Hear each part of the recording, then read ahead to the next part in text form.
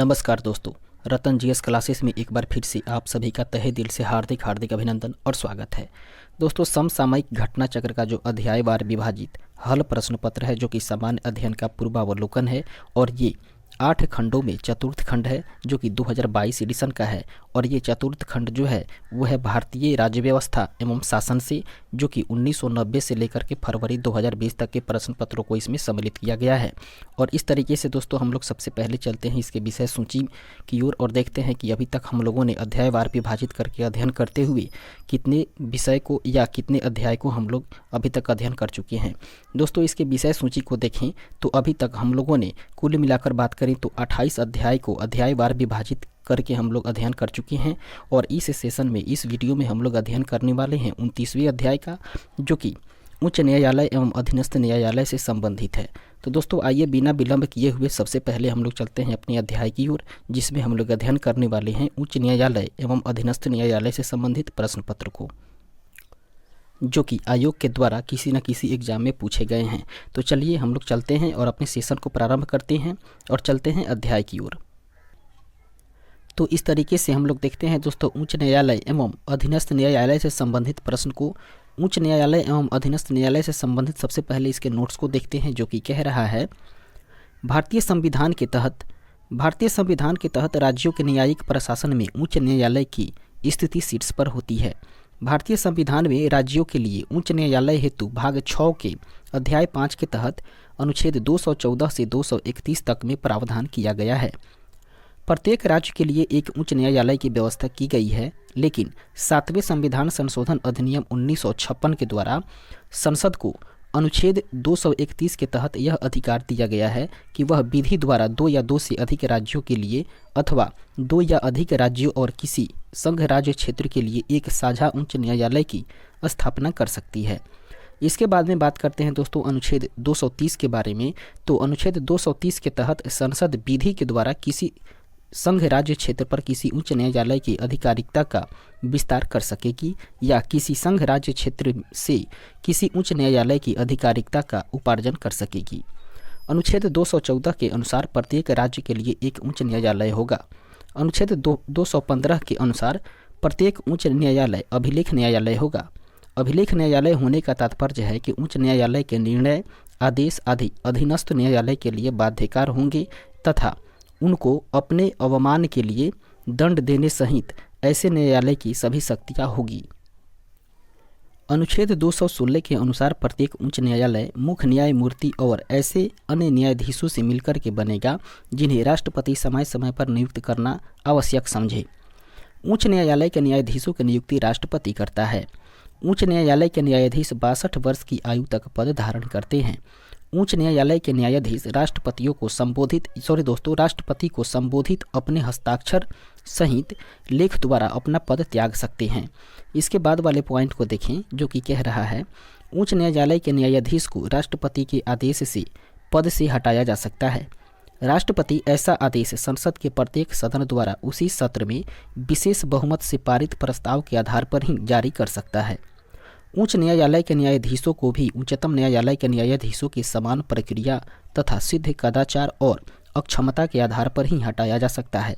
इसके बाद वाले अनुच्छेद को देखें तो अनुच्छेद 217(2) के तहत उच्च न्यायालय के न्यायाधीश पद के लिए वही योग्यता है जो भारत के नागरिक है, और ऐसे व्यक्ति जो किसी उच्च न्यायालय या ऐसे 2 या अधिक न्यायालयों का लगातार न्यूनतम 10 वर्षों तक अधिवक्ता रहा हो, या दूसरा कंडीशन है ऐसे व्यक्ति जो न्यूनतम 10 वर्ष तक भारत के राज्य क्षेत्र में न्यायिक पद धारण कर चुके हों। अनुच्छेद 202(3) घ के अनुसार उच्च न्यायालय के न्यायाधीशों के वेतन और भत्ते राज्य की संचित निधि पर भारित होते हैं, जबकि उनकी पेंशन अनुच्छेद 112(3) घ अर्थात 3 के तहत भारत की संचित निधि पर भारित होती है। अनुच्छेद 223 के अनुसार उच्च न्यायालय के मुख्य न्यायाधीश का पद रिक्त होने पर या अनुपस्थित रहने पर उस न्यायालय के अन्य न्यायाधीशों में से कार्यकारी मुख्य न्यायाधीश की नियुक्ति राष्ट्रपति करते हैं। अनुच्छेद 224 की बात करें तो इसके तहत राष्ट्रपति किसी उच्च न्यायालय के कार्य में अस्थायी वृद्धि या कार्य के बकाया रहने के कारण समयक रूप से अर्हित व्यक्तियों को 2 वर्ष से अनधिक अवधि के लिए अपर न्यायाधीश के रूप में नियुक्त कर सकता है तथा किसी उच्च न्यायालय के किसी न्यायाधीश की अनुपस्थित रहने या कर्तव्यों के पालन में असमर्थ रहने की अवधि तक के लिए सम्यक रूप से अर्हित किसी व्यक्ति को कार्यकारी न्यायाधीश के रूप में नियुक्त कर सकता है। अगले पॉइंट को देखें जो कि कह रहा है ऐसे न्यायाधीश भी 62 वर्ष की आयु तक ही पद धारण कर सकते हैं। अनुच्छेद 226 के तहत मूल अधिकारों को परिवर्तित कराने के लिए और किसी अन्य प्रयोजन के लिए रिट जारी करने की शक्ति उच्च न्यायालय को है। अनुच्छेद 227 के अंतर्गत उच्च न्यायालय अपनी अधिकारिकता वाले राज्य क्षेत्र के सभी न्यायालयों पर अक्षीण या अधीक्षण रखने की या करने की शक्ति रखता है। वर्तमान में उच्च न्यायालयों की संख्या 25 है तथा उनमें 7 का क्षेत्राधिकार 1 से अधिक राज्यों या संघ राज्य क्षेत्रों पर है। दिल्ली तथा जम्मू एवं कश्मीर ऐसे 2 केंद्र शासित प्रदेश हैं जिनके पास या जिनके अपने उच्च न्यायालय है, जबकि अन्य केंद्र शासित प्रदेश विभिन्न राज्यों या संघ राज्य क्षेत्रों की उच्च न्यायालयों के न्यायिक क्षेत्र में आते हैं। संसद उच्च न्यायालयों के न्यायिक क्षेत्र में विस्तार कर सकती है। दोस्तों, संसद को ये अधिकार है कि वो उच्च न्यायालय के न्यायिक क्षेत्र में विस्तार कर सके। इसके बाद में अनुच्छेद 241 के तहत संसद विधि द्वारा किसी संघ राज्य क्षेत्र के लिए उच्च न्यायालय गठित कर सकती है या ऐसे राज्य क्षेत्र में किसी उच्च न्यायालय को भी इस संविधान के सभी या किन्हीं प्रयोजनों के लिए उच्च न्यायालय घोषित कर सकती है। सर्वप्रथम 1862 ईस्वी में क्रमशः कलकत्ता, बम्बई और मद्रास उच्च न्यायालयों की स्थापना की गई थी। दोस्तों, अगर बात करें कि कोलकाता, मद्रास और बम्बई उच्च न्यायालय की स्थापना कब की गई थी, तो इसका राइट आंसर होगा 1862 ईस्वी में। उसके बाद में इलाहाबाद उच्च न्यायालय की स्थापना मूलतः 1866 ईस्वी में। इसके बाद उत्तर पश्चिमी प्रांतों हेतु उच्च न्यायालय के रूप में आगरा में सदर दीवानी अदालत के स्थान पर हुई थी, जिसे 1869 ईस्वी में इलाहाबाद स्थानांतरित किया गया तथा वर्ष 1919 ईस्वी में इसे वर्तमान नाम दिया गया। इसके बाद में संविधान के भाग 6 के अध्याय 6 के तहत अनुच्छेद 233 से लेकर के अनुच्छेद 237 तक में अधीनस्थ न्यायालयों के हेतु प्रावधान किए गए हैं।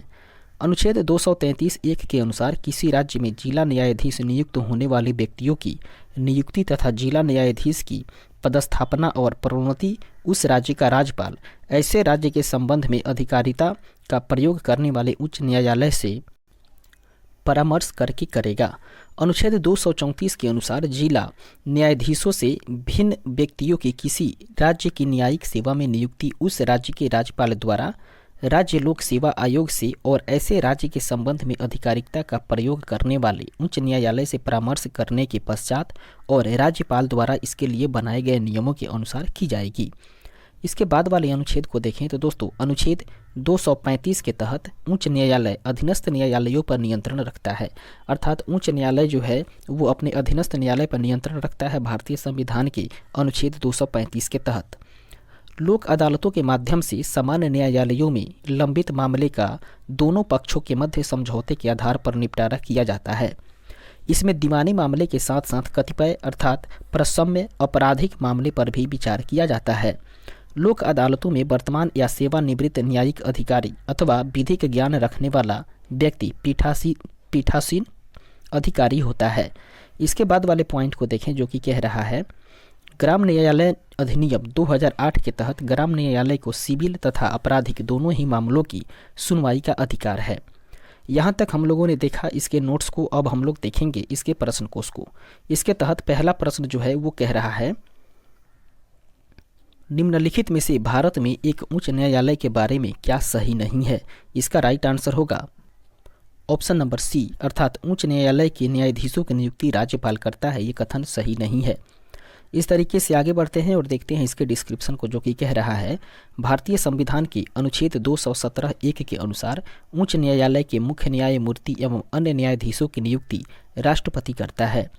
इसके लिए भारत के मुख्य न्यायमूर्ति से उस राज्य के राज्यपाल से और मुख्य न्यायमूर्ति से भिन्न कर किसी न्यायाधीश की नियुक्ति की दशा में उस उच्च न्यायालय के मुख्य न्यायमूर्ति से परामर्श के पश्चात राष्ट्रपति अपने हस्ताक्षर और मुद्रा सहित अधिपत्र द्वारा उच्च न्यायालय के प्रत्येक न्यायाधीश की नियुक्ति करेगा। अन्य सभी विकल्प जो है वो सही है। इस तरीके से देखते हैं अगले प्रश्न को। 2 नंबर प्रश्न है जो कि कह रहा है कार्यकारी न्यायाधीशों की नियुक्ति की जाती है? दोस्तों, कार्यकारी न्यायाधीशों की नियुक्ति की जाती है उच्च न्यायालय के द्वारा। ऑप्शन नंबर सी इसका राइट आंसर हो जाएगा।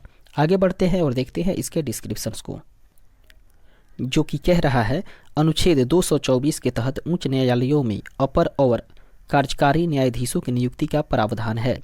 अनुच्छेद 224(1) के अनुसार यदि किसी उच्च न्यायालय के कार्य में किसी अस्थायी वृद्धि के कारण या उसमें कार्य के बकाया होने के कारण राष्ट्रपति को यह प्रतीत होता है कि उस न्यायालय के न्यायाधीशों की संख्या को तत्समय बढ़ा देना चाहिए, तो राष्ट्रपति सम्यक रूप से आहरित व्यक्तियों को 2 वर्ष से अनधिक की ऐसी अवधि के लिए जो वह विनिर्दिष्ट करे उस न्यायालय का अपर न्यायाधीश नियुक्त कर सकेगा।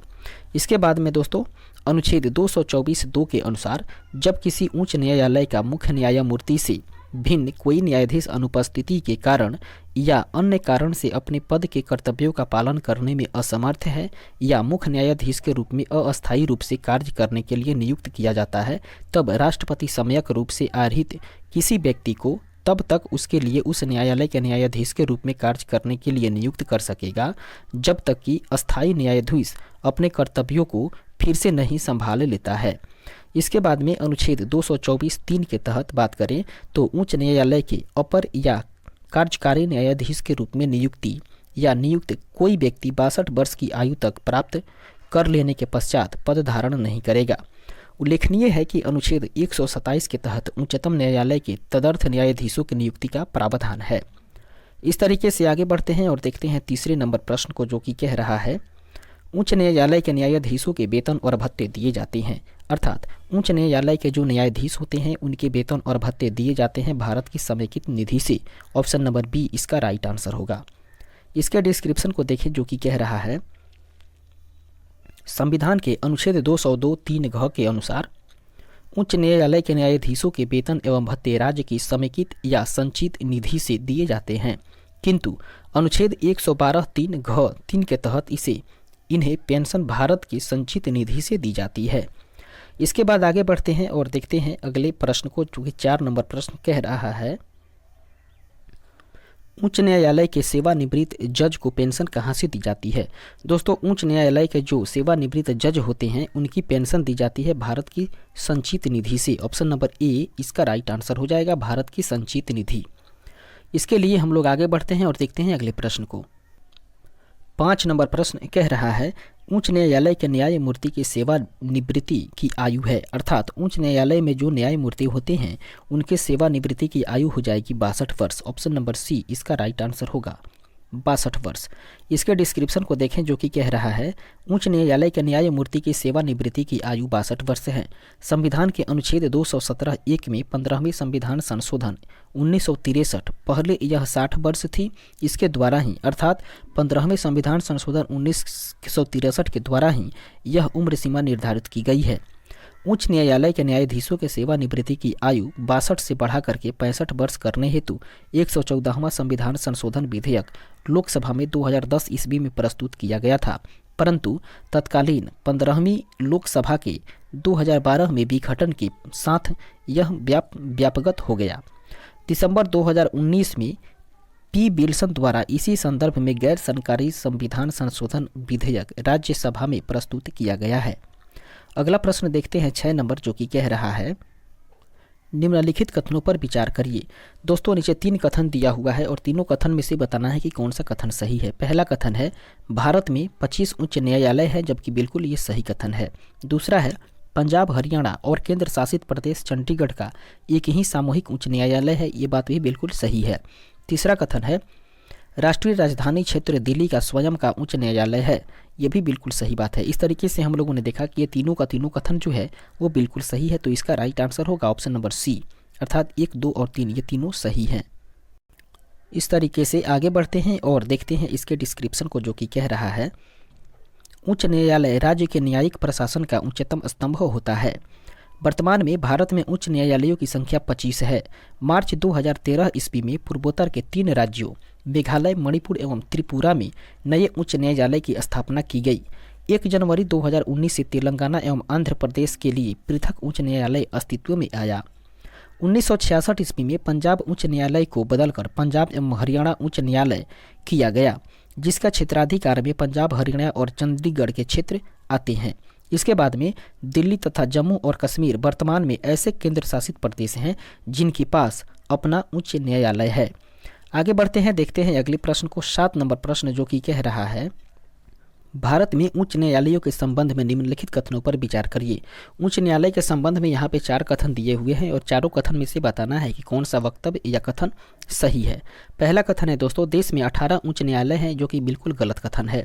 दूसरा है, उनमें से 3 का क्षेत्राधिकार एक राज्य से अधिक है, ये भी कथन गलत है। तीसरा है, किसी भी संघ राज्य क्षेत्र का अपना उच्च न्यायालय नहीं है, ये कथन भी गलत है।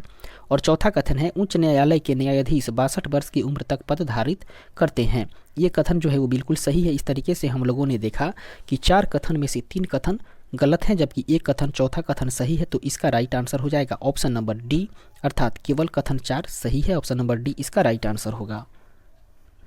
इस तरीके से देखते हैं इसके डिस्क्रिप्शन को, जो कि कह रहा है, वर्तमान में देश में कुल मिलाकर के 25 उच्च न्यायालय है। इनमें से 7 का क्षेत्राधिकार एक से अधिक राज्यों या संघ राज्य क्षेत्रों पर है। दोस्तों, संघ राज्य क्षेत्र दिल्ली तथा जम्मू और कश्मीर के अपने उच्च न्यायालय हैं। उच्च न्यायालय के न्यायाधीश 62 वर्ष तक अपना पद धारण कर सकते हैं। अतः केवल कथन 4 जो है वो बिल्कुल सही है। आगे बढ़ते हैं, 8 नंबर प्रश्न जो कि कह रहा है, भारत में उच्च न्यायालयों की संख्या है। दोस्तों, भारत में उच्च न्यायालयों की संख्या 25 है, जो कि इस ऑप्शंस में नहीं दिया हुआ है। इस तरीके से स्टार मार्किंग की गई है आयोग के द्वारा। और आगे बढ़ते हैं, देखते हैं अगले प्रश्न को। 9 नंबर प्रश्न जो कि कह रहा है, अंडमान एवं निकोबार द्वीप पर निम्नलिखित उच्च न्यायालयों में से किस एक का क्षेत्राधिकार है। दोस्तों, अंडमान एवं निकोबार द्वीप समूह पर बात करें तो वो कोलकाता उच्च न्यायालय का अधिकार है। ऑप्शन नंबर बी इसका राइट आंसर हो जाएगा। इसके डिस्क्रिप्शन को देखें, जो कि कह रहा है, अंडमान एवं निकोबार द्वीप समूह पर कोलकाता उच्च न्यायालय का क्षेत्राधिकार है।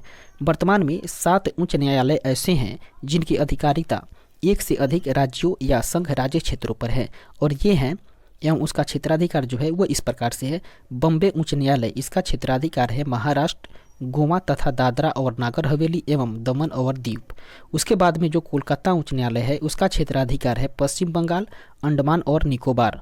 इसके बाद में गुवाहाटी की बात करें तो गुवाहाटी उच्च न्यायालय का जो क्षेत्राधिकार है वो है असम, अरुणाचल प्रदेश, मिजोरम और नागालैंड। अगले उच्च न्यायालय की बात करें तो वो है दोस्तों केरल उच्च न्यायालय।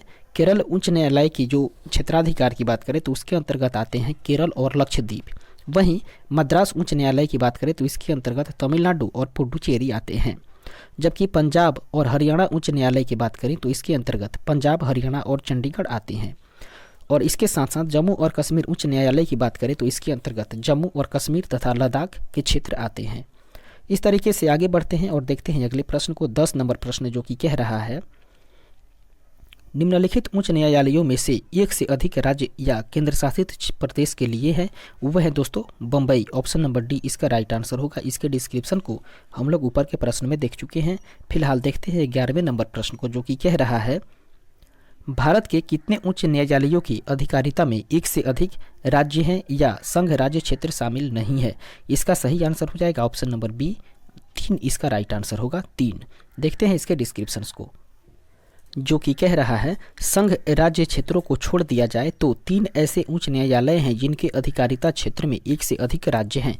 वे हैं दोस्तों गुवाहाटी उच्च न्यायालय, इसके अंतर्गत आता है अरुणाचल प्रदेश, असम और नागालैंड तथा मिजोरम। इसके बाद में बॉम्बे उच्च न्यायालय की बात करें तो इसके अंतर्गत जो राज्य आता है वो है दोस्तों महाराष्ट्र और गोवा।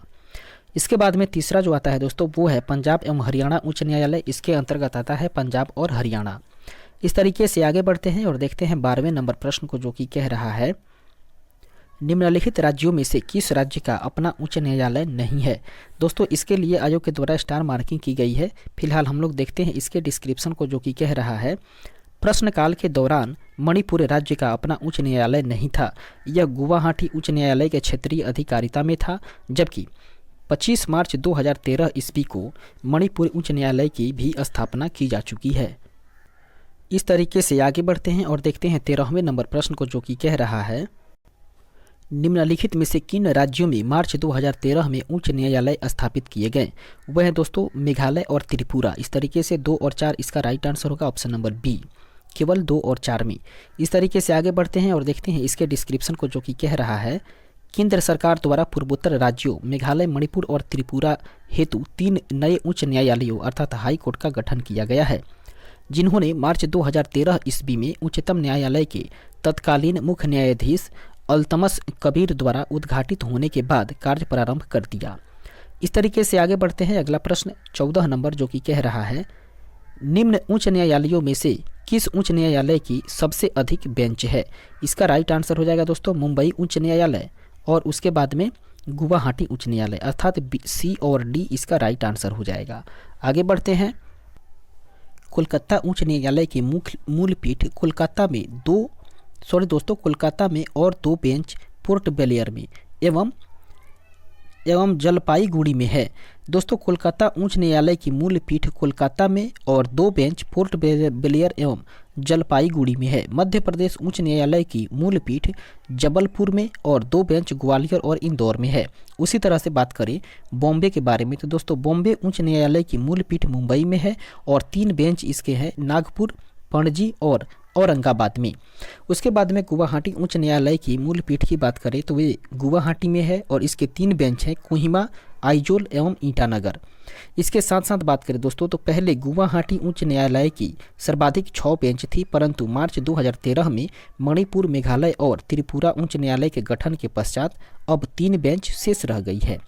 इसके बाद बात करें दोस्तों वर्तमान परिप्रेक्ष्य में तो वर्तमान परिप्रेक्ष्य में मुंबई और गुवाहाटी उच्च न्यायालय की सर्वाधिक 3 बेंचें हैं। आगे बढ़ते हैं और देखते हैं अगले प्रश्न को। 15 नंबर प्रश्न कह रहा है, निम्न में से कौन सा राज्य की उच्च न्यायालय का मुख्य क्षेत्राधिकार नहीं है? इसका राइट आंसर हो जाएगा परामर्श संबंधित क्षेत्राधिकार, ऑप्शन नंबर ए इसका सही आंसर हो जाएगा। इसके डिस्क्रिप्शन को देखें जो कि कह रहा है, भारतीय संविधान के अनुसार परामर्श संबंधित क्षेत्राधिकार अनुच्छेद 143 के तहत मात्र सर्वोच्च न्यायालय का है। प्रश्नगत अन्य क्षेत्राधिकार राज्यों के उच्च न्यायालयों के भी हैं। ज्ञातव्य है कि संघ तथा राज्यों या राज्यों के बीच विवाद के निर्णय का प्रारंभिक एवं एकमेव क्षेत्राधिकार सर्वोच्च न्यायालय के पास में है, परंतु मूल अधिकारों को लागू करने के संबंध में प्रारंभिक क्षेत्राधिकार उच्च न्यायालयों का भी है अनुच्छेद 226 के तहत। नेक्स्ट क्वेश्चन देखते हैं 16 नंबर प्रश्न जो कि कह रहा है, जब किसी उच्च न्यायालय का मुख्य न्यायाधीश प्रशासनिक हैसियत से काम करता है तब वह अधीन होता है। दोस्तों जब किसी उच्च न्यायालय का मुख्य न्यायाधीश जो है वे प्रशासनिक हैसियत से काम करते हैं तो वे उच्च न्यायालय के अन्य न्यायाधीशों में से किसी की भी रीट अधिकारिकता के अधीन होते हैं। ऑप्शन नंबर ए इसका राइट आंसर होगा। आगे बढ़ते हैं। नेक्स्ट देखते हैं इसके डिस्क्रिप्शन को जो कि कह रहा है, उच्च न्यायालय का मुख्य न्यायाधीश दोहरी भूमिका निभाता है।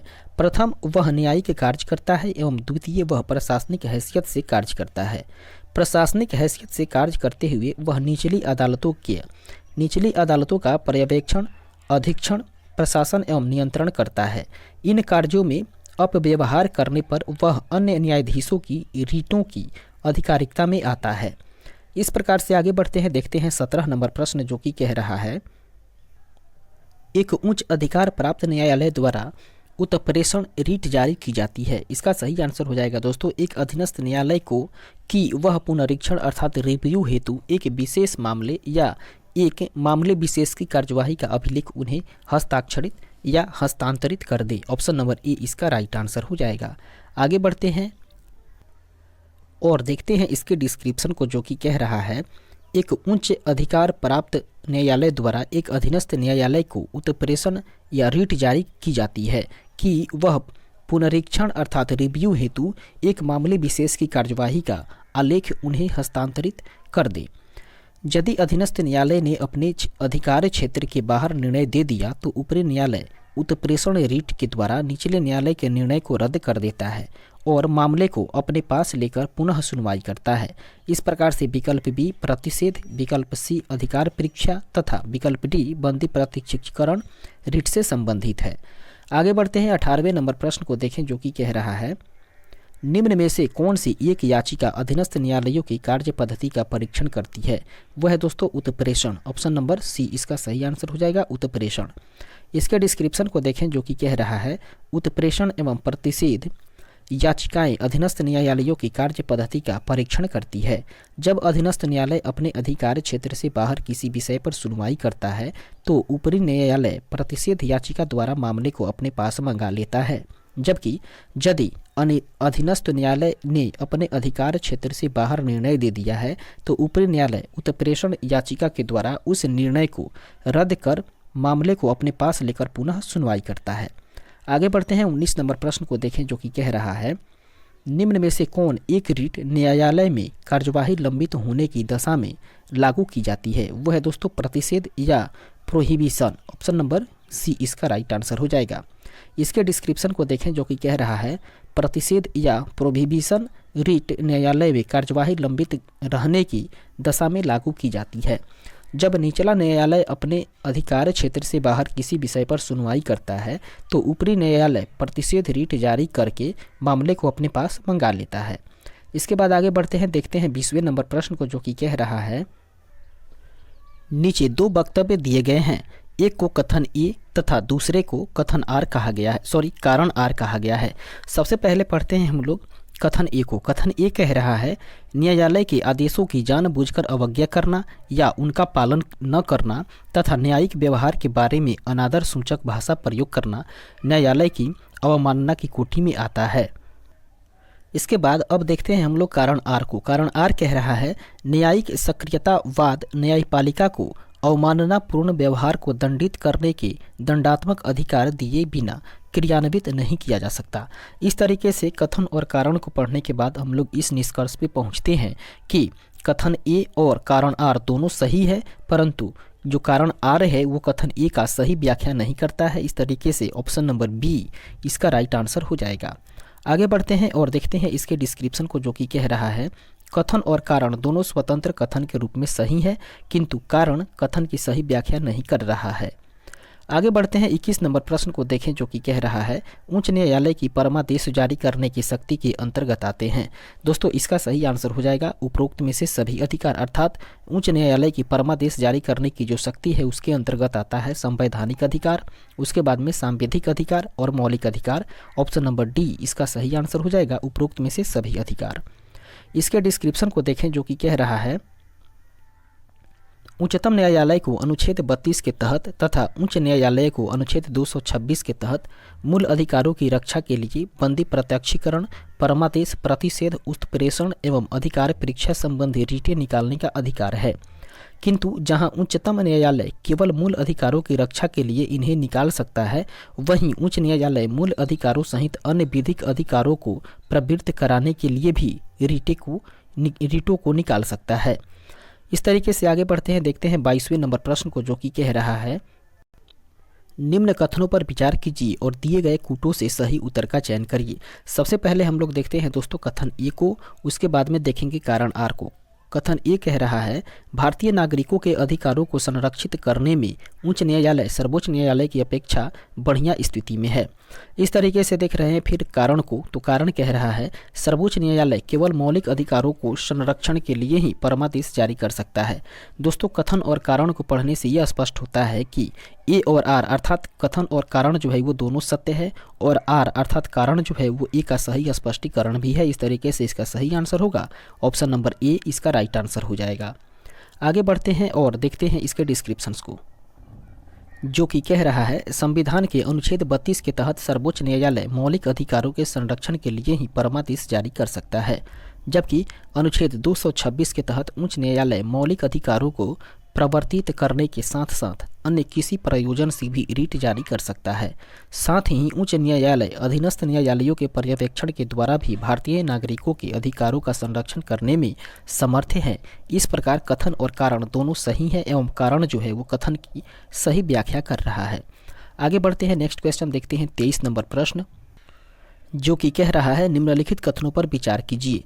पहला कथन है दोस्तों भारत में उच्च न्यायालय की न्यायाधीश को हटाने के लिए रीति उच्च न्यायालय के न्यायाधीश को हटाने की रीति के समान है, अर्थात भारत में उच्च न्यायालय के न्यायाधीश को हटाने के लिए रीति उच्च न्यायालय के न्यायाधीश को हटाने की रीति के समान है।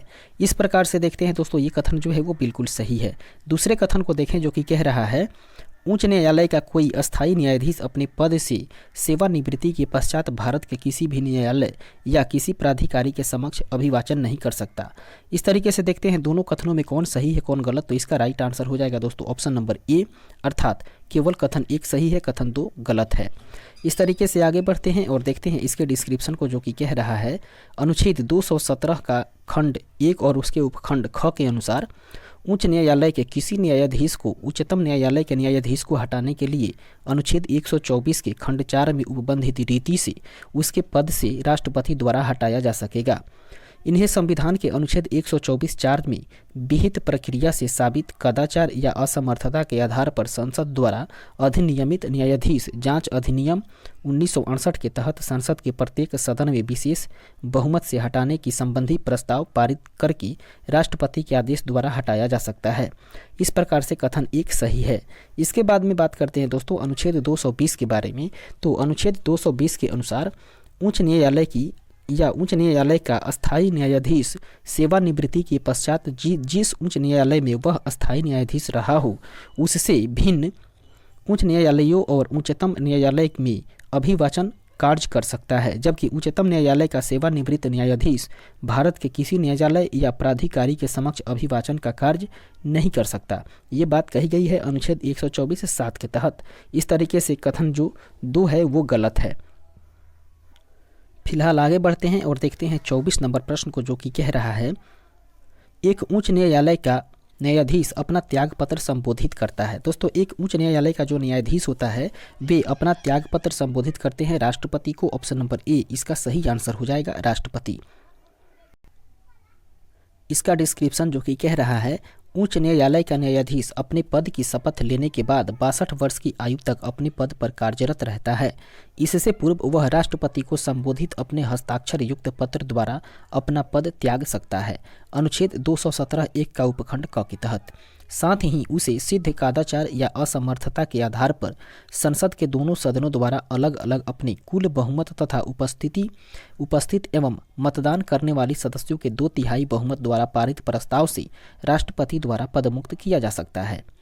आगे बढ़ते हैं, देखते हैं 25 नंबर प्रश्न, जो कि कह रहा है किस न्यायमूर्ति के खिलाफ 2011 ईस्वी में राज्यसभा में महाभियोग का प्रस्ताव पास किया गया, किंतु अपने बचाव के लिए उसने लोकसभा द्वारा उसी प्रस्ताव के पास होने के पूर्व त्यागपत्र दे दिया।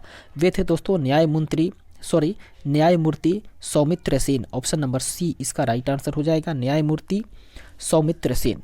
इसके डिस्क्रिप्शन को देखें, जो कि कह रहा है कोलकाता उच्च न्यायालय के पूर्व न्यायाधीश न्यायमूर्ति सौमित्र सेन पर लोक निधियों का दुरुपयोग करने के कारण वर्ष 2011 ईस्वी में राज्यसभा ने महाभियोग प्रस्ताव पारित कर दिया था।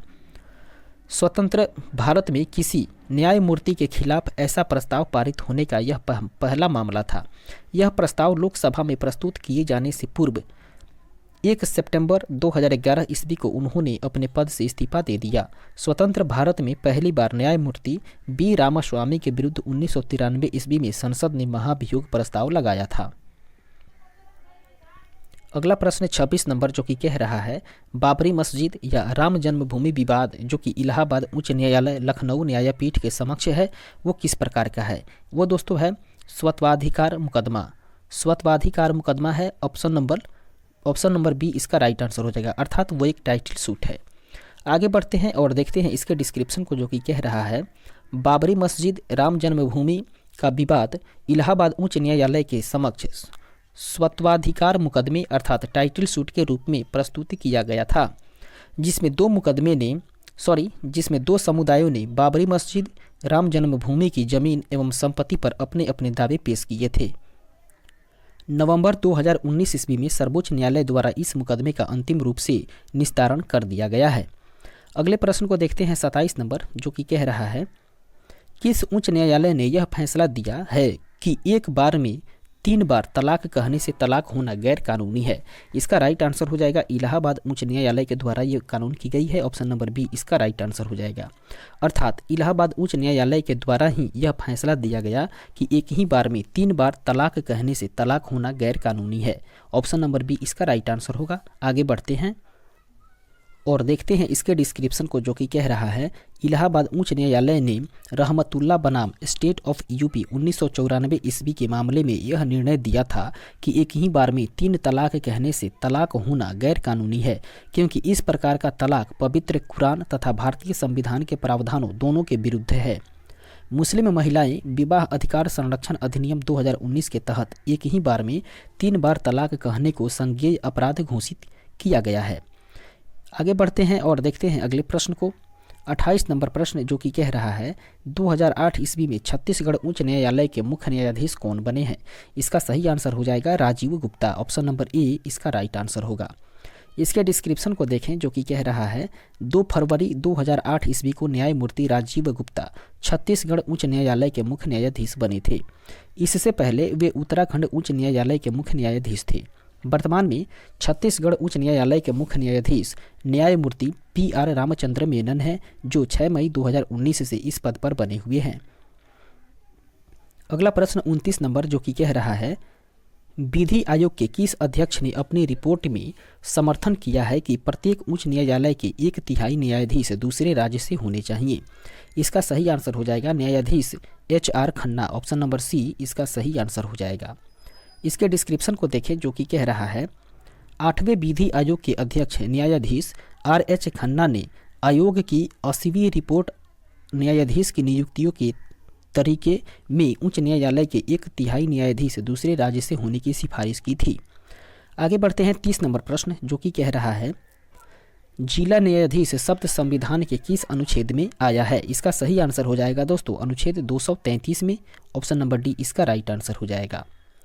इसके डिस्क्रिप्शन को देखें, जो कि कह रहा है भारतीय संविधान के भाग 6 के अध्याय 6 के अनुसार इसके अनुच्छेद 233 में जिला न्यायाधीश अर्थात डिस्ट्रिक्ट जज शब्द का उल्लेख किया गया है, जिसके अंतर्गत जिला न्यायाधीशों की नियुक्ति का प्रावधान है। अनुच्छेद 230 उच्च न्यायालयों की अधिकारिता के संघ में राज्य क्षेत्रों पर विस्तार से तथा अनुच्छेद 231 2 या अधिक राज्यों के लिए एक ही उच्च न्यायालय की स्थापना से संबंधित है, जबकि अनुच्छेद 232 का 7वें संविधान संशोधन अधिनियम 1956 द्वारा निरसन कर दिया गया है। अनुच्छेद 233 के अतिरिक्त अनुच्छेद 233 क 234, 235 तथा 236 में भी जिला न्यायाधीश का उल्लेख है। इस तरीके से 31 नंबर प्रश्न, जो कि कह रहा है भारत के संविधान के अनुसार जिला न्यायाधीश अभिव्यक्ति के अंतर्गत सम्मिलित नहीं होगा। वो नहीं होगा दोस्तों अधिकरण न्यायाधीश। ऑप्शन नंबर सी इसका राइट आंसर होगा अधिकरण न्यायाधीश।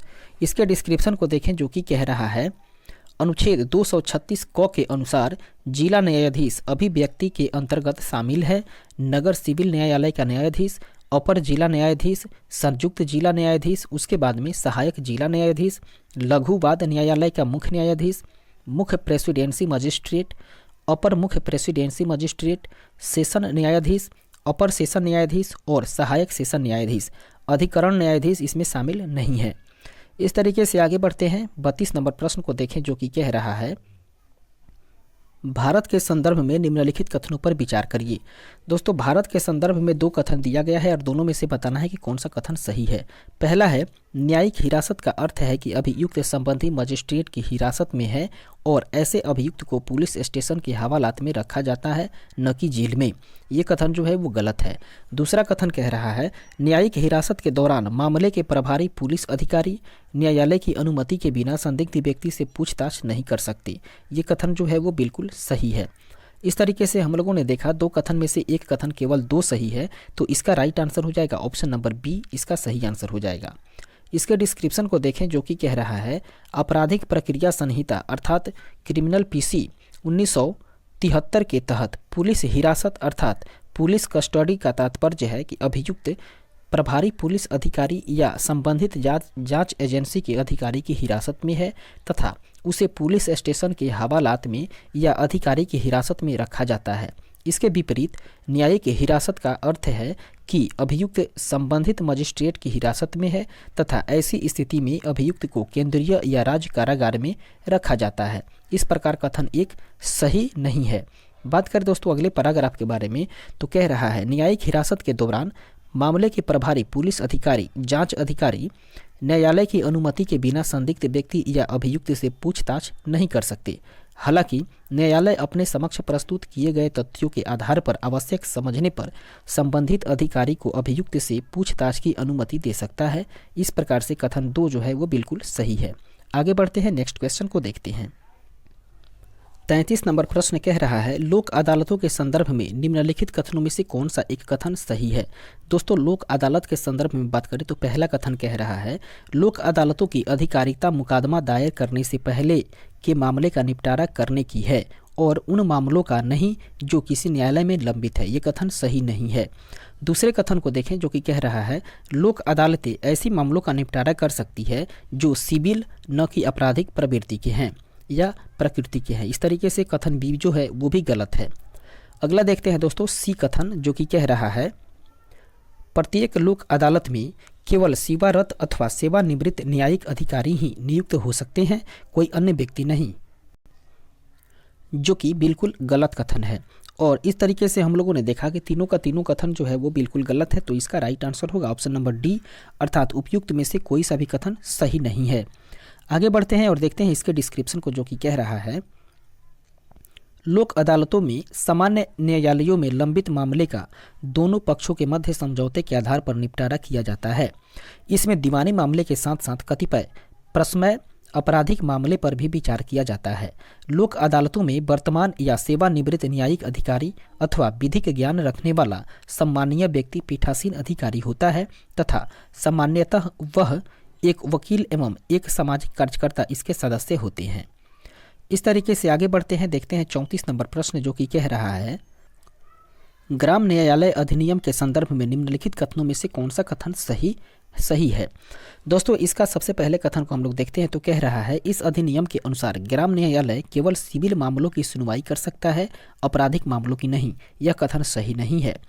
इसके बाद में दूसरे कथन को देखें जो कि कह रहा है, यह अधिनियम स्थानीय सामाजिक सक्रियतावादियों को मध्यस्थ या सुलहकर्ता के रूप में स्वीकार करता है। यह कथन पूर्ण रूप से सही है। तो हम लोगों ने देखा 2 कथन में से केवल कथन 2 सही है, तो इसका राइट आंसर हो जाएगा ऑप्शन नंबर बी, इसका राइट आंसर होगा, केवल कथन 2 सही है। इस तरीके से इसके डिस्क्रिप्शन को देखें जो कि कह रहा है, ग्राम न्यायालय अधिनियम 2008 की धारा 11 के अंतर्गत ग्राम न्यायालय को सिविल तथा आपराधिक दोनों ही मामले की सुनवाई का अधिकार है। अधिनियम की धारा 27 के अनुसार स्थानीय सामाजिक सक्रियतावादियों को मध्यस्थ या सुलहकर्ता के रूप में स्वीकार किया जाता है या किया गया है। आगे बढ़ते हैं, नेक्स्ट क्वेश्चन को देखते हैं 35 नंबर जो कि कह रहा है, भारत में चलित न्यायालय अर्थात मोबाइल कोर्ट इनका मानस पुत्र है। दोस्तों, भारत में जो चलित न्यायालय है वो डॉक्टर APJ अब्दुल कलाम का मानस पुत्र है। ऑप्शन नंबर सी इसका सही आंसर हो जाएगा। आगे बढ़ते हैं और देखते हैं इसके डिस्क्रिप्शंस को, जो कि कह रहा है, 4 अगस्त 2007 ईस्वी को हरियाणा के मेवात जिले में स्थित पुन्हाना में देश की पहली मोबाइल अर्थात सचल अदालत का उद्घाटन किया गया। इसका शुभारंभ भारत के तत्कालीन मुख्य न्यायाधीश KG बालकृष्णन ने किया। इसका उद्देश्य सुदूर एवं पिछड़े इलाके तक न्यायिक व्यवस्था का लाभ पहुंचाना है। इस प्रकार के न्यायालय की परिकल्पना सर्वप्रथम भूतपूर्व राष्ट्रपति APJ अब्दुल कलाम ने की थी। इस तरीके से दोस्तों हम लोगों ने देखा, यहाँ तक इस सेशन को हम लोग कंप्लीट करेंगे। न्यायिक प्रक्रिया को हम लोगों ने देखा और ये क्वेश्चन जो रहा था हम लोग का इस सेशन का आखिरी प्रश्न रहा था। इस तरीके से आज के सेशन को हम लोग यहीं पे पूर्ण विराम देंगे और फिर आगे बढ़ेंगे और देखेंगे अगले सेशन में एक अगले टॉपिक के साथ मिलेंगे। तब तक के लिए धन्यवाद।